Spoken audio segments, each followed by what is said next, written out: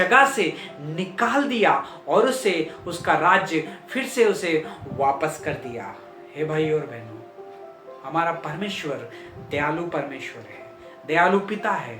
वो हमें इसलिए संकट में डालते आए ताकि हम उससे दूर हो जाएं, या शिक्षा के लिए नहीं। वो हमें उस टाइम तक हमें पीड़ित रखता है जब तक हम अपने आप को दीन नहीं करते हैं। अगर ऐसे ही जीवन में आपके भी हो रहा है तो एक बार आप उस वचन को याद कर लीजिए। अगर आप कितने ही प्रार्थना, कितने ही उपवास, कितने ही प्रार्थना लोगों से कराने के बाद में भी अगर आपका जीवन मुश्किलों से भरा हुआ है तो आप अपने आप को परख के, जांच लेके देख लीजिए कि आप विश्वास में है या नहीं। आप किसकी उपासना कर रहे हैं? आप सच्चाई के साथ परमेश्वर की खोज कर रहे हैं, या तो वैसे ही दिखाने के लिए परमेश्वर की खोज कर रहे हैं? आज परमेश्वर का वचन हमसे बात कर रहा है। मनुष्य ने अपने जीवन में पाप किया और लोगों को भी पाप में फंसाया,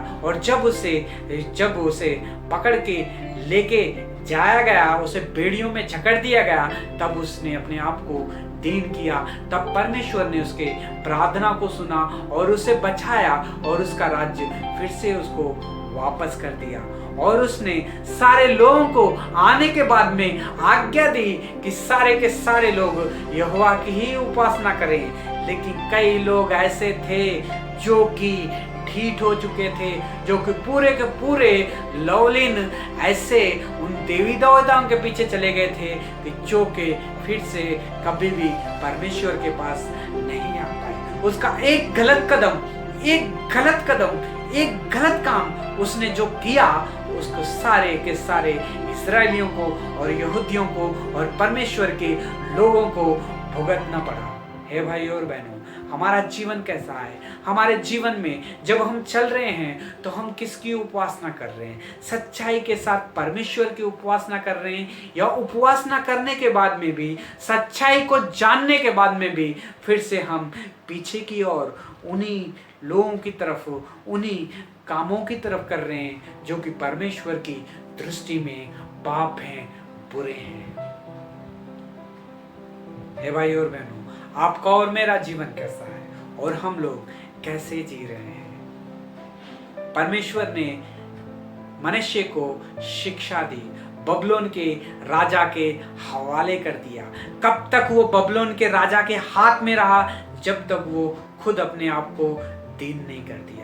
अगर आप भी अगर ऐसे ही दुख और तकलीफों में हैं, कोई और आके आपके पर राज्य कर रहा है, या कोई और आके आपको सता रहा है, या कोई ऐसी मुश्किल जो आपके घर में से अभी तक जा ही नहीं रही है भाई और बहनों, ये सारे के सारे परमेश्वर हमें ये दिखाता है कि हम अपने आप को परमेश्वर के सामने दीन करें और सच्ची उपासना करें, और परमेश्वर के लिए अपने आप को, अपने शरीर को, उसके आने वाले दिनों के लिए हम अपने आप को तैयार करें और एक गवाही बन के रहें। कई लोग ऐसे लोग होते हैं जो कि परमेश्वर के घर में आके परमेश्वर की महिमा और स्तुति करते हैं, जब वापस अपने घर में अपने लोगों के साथ मिलते हैं फिर से वही पुराना जीवन में जाके फिर से वही उपासना करना शुरू कर देते हैं। ए भाई और बहनों, अगर आपका ये दो तरह का जीवन है तो आज परमेश्वर आपको बुला रहा है। अगर आप परमेश्वर की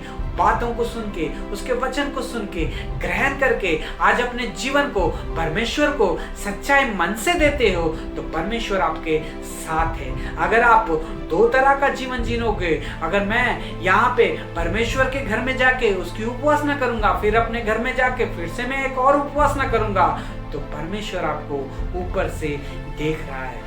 मनुष्य के जीवन में क्या हुआ? शत्रुओं के हाथ में कर दिया उसने।